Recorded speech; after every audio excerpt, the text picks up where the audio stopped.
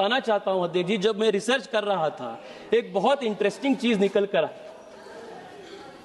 इनके renewable energy के targets इनके पूरे 10 साल के राष्ट्रपति अभिभाषणों में मेगावाट्स में लिखा जाता है, मेगावाट्स में।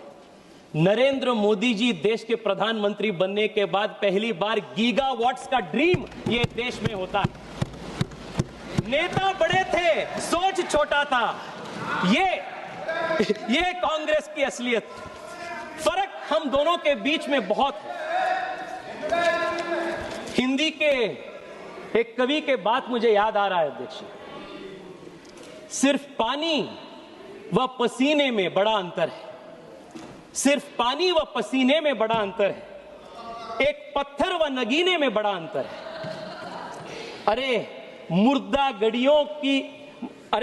गड़ियों की तरफ वक्त बिताने वालों, सांस लेने में व जीने में बड़ा अंतर है। यह बीजेपी और कांग्रेस के बीच का फर्क है अध्यक्ष जी। मैं एक और महत्वपूर्ण विषय जो देश के युवा शक्ति के साथ संबंधित है उसके ऊपर मैं देश के ध्यान आकर्षित करना चाहता हूं अध्यक्ष जी। पिछले 10 साल में सबसे बड़ा जो चेंज देश में आया है, जो मैं मानता हूं कि इंफ्रास्ट्रक्चर बिल्ड करने से कठिन है।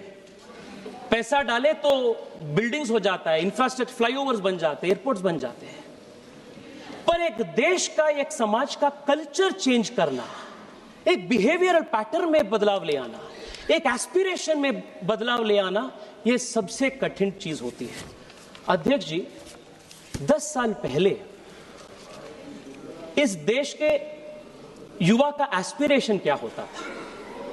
सबसे अच्छे पढ़े लिखे नौजवान का भी एस्पिरेशन एक सरकारी रोजगार लेने का होता था। अगर किसी के पास सरकारी रोजगार नहीं मिला तब वो जाके प्राइवेट में काम करता था। It was look down upon it. और तब वो प्राइवेट में भी जब उनको काम नहीं मिलता था तब as the last resort of a loser वो बिजनेस करने के लिए जाता था। ये 10 साल पहले देश की स्थिति थी, पर आज देश के एस्पिरेशन बदलाव हो गया है, चेंज हो गया है। देश के युवा आज जॉब सीकर नहीं, आज जॉब गिवर बनना चाहते हैं। एक एंटरप्रेन्योरल रेवोल्यूशन देश के बन गए। ये कल्चर में जो चेंज करने की बात है, इट इज वेरी रेयर अध्यक्ष जी। मैं आपको दिखाना चाहता हूं, जैसे मैं सांस्कृतिक विरासत के बारे में उल्लेख किया, वैसे ही स्टडी में 10 साल के यूपीए के भाषणों में entrepreneurship, startup, ease of doing business, economy strengthening, deregulation, decriminalisation, ऐसे 8-10 कॉम्बिनेशंस में मैं वर्ड सर्च किया 10 साल के भाषणों में। एक बार भी स्टार्टअप का जिक्र 10 साल में नहीं है, एक बार भी एंटरप्रेन्योरशिप का जिक्र 10 साल में नहीं है, एक बार भी deregulation, ease of doing business, PLI, ऐसे एक स्कीम का भी उल्लेख नहीं है अध्यक्ष जी।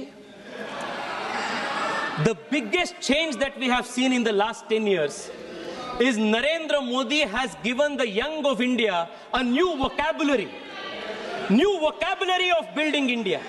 आज देश के युवा एंजल इन्वेस्टमेंट के बारे में बात कर रहे हैं, आईपीओ के बात कर रहे हैं, मुद्रा के बारे में, स्टैंड अप के बारे में, पीएलआई के बारे में, कंपनी को आईपीओ ले जाने में। ये 10 साल पहले देश के युवाओं के वोकैबुलरी में ही ये शब्द नहीं था। This change is what Narendra Modi Sarkar has brought to this country, and this is the difference that has come. अध्यक्ष जी, मैं वाइंड अप कर रहा हूं 1-2 मिनट में। कन्नड़ा में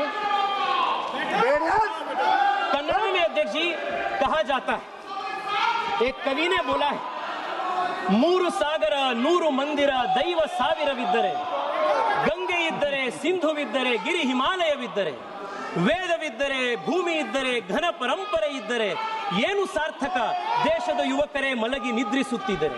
ये कन्नड़ा में एक कवि कहते हैं, इसका मतलब यह है अध्यक्ष जी, 3 सागर हो, 100 मंदिर हो, हजारों देवता हो, गंगा सिंधु हो, हिमालय पर्वत हो, वेद धरती हो, गौरवशाली परंपरा हो, लेकिन यदि देश के युवा सोए रहे, दिशाहीन भटकते रहे, तो इन सब का क्या अर्थ है? ये इसका मतलब है। 10 साल तक देश के युवाओं को दिशाहीन कर दिए थे। 10 साल तक देश के युवाओं को जागृत करने के लिए प्रयास ही नहीं हुआ था। पहली बार नरेंद्र मोदी जी के नेतृत्व में आज देश के युवा जाग चुके हैं। आज देश के युवा नए भारत बनाने का संकल्प कर चुके हैं। अध्यक्ष जी 2 मिनट में समाप्त करता हूं, 2 मिनट में। अध्यक्ष जी, और एक बहुत इंटरेस्टिंग विषय निकल कर आता है जब अध्यक्ष जी हम 10 साल के इनके भाषणों के ऊपर हम सर्च करते हैं। मैं 10 साल के भाषण में विकसित भारत का या डेवलप्ड इंडिया का या सुपर पावर इंडिया का क्या जिक्र है क्या, इसका भी मैं सर्च किया। 10 साल के इनके पूरे भाषणों में 10 साल के इनके पूरे भाषणों में विकसित भारत का डेवलप्ड इंडिया का उल्लेख भी नहीं 10 साल के भाषणों में हुआ। देश के युवाओं के सामने एक डेवलप्ड इंडिया का, एक विकसित भारत का लक्ष्य तक ये लोग ने नहीं रखे थे अध्यक्ष जी। उसको हासिल करने का बात छोड़िए। ये फर्क है जिसके हृदय में भारत के प्रति भक्ति होती है, ये विकसित भारत की उक्ति करती है।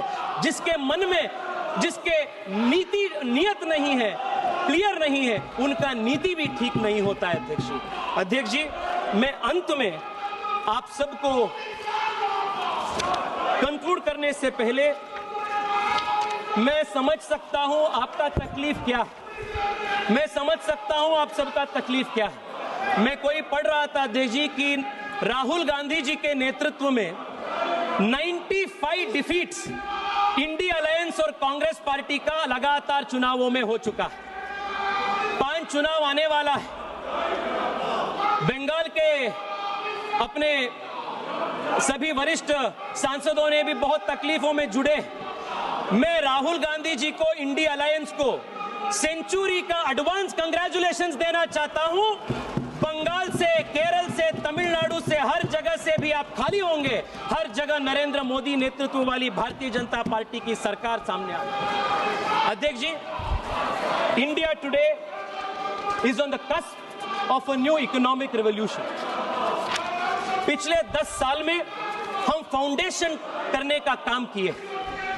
इन द लास्ट 1 ईयर, प्रधानमंत्री जी is reform express is going in all speed to promise the new generation of Indians a life, a quality of infrastructure, a quality of living that no generation in India has seen before.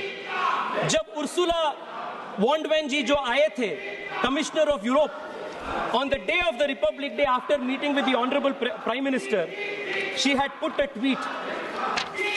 She said, "A successful India makes the world more stable, more prosperous and secure. We all benefit with India's growth." ये European union के commissioner की बात है। When India grows,